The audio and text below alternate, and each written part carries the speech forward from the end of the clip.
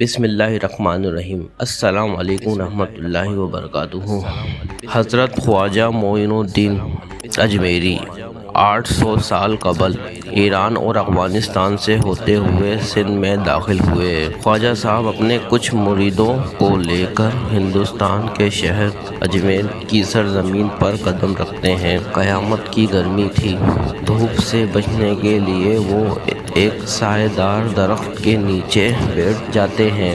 تبھی وہ آرام فرما ہی رہے ہوتے ہیں کہ اس وقت راجا کے سپاہی آ جاتے ہیں اور انہیں وہاں سے چلے جانے کے لیے کہتے ہیں۔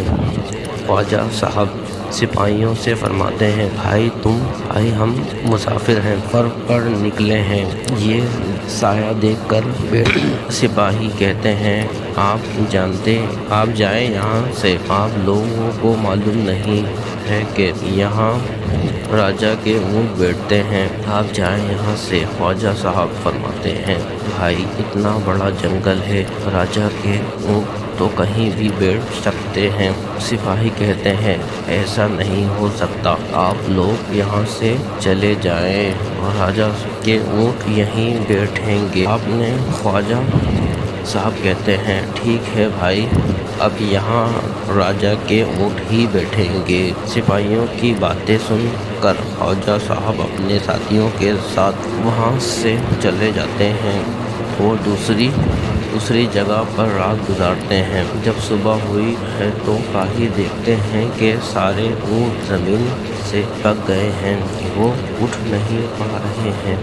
سپاہی حیرت زدہ ہو کر راجا کے پاس چلے جاتے ہیں اور راجا سے سارا واقعہ بیان کرتے ہیں۔ مہاراج، ہمارے اونٹ زمین سے پک گئے ہیں، ایسے کیسے ہو سکتا ہے؟ ہمیں تو لگتا ہے جن فقیروں کو ہم نے وہاں سے اٹھایا تھا، یہ سب انہی کی کرامت ہے۔ شاید تم ٹھیک کہہ رہے ہو، وہ سچے فقیر تھے، جاؤ انہیں ڈھونڈو اور ان سے معافی مانگو۔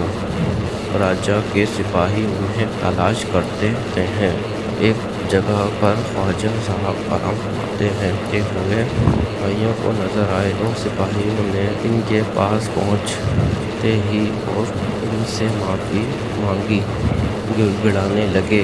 تب خواجہ صاحب کو ان پر رحم آ جاتا ہے اور انہوں نے زمین کو حکم دیا، اے زمین، میں تجھے حکم دیتا ہوں کہ تم سب کو آزاد کر دے۔ ان کے حکم کی ادائیگی ہوئی ہے اور وہ سب اونٹ آزاد ہو جاتے ہیں۔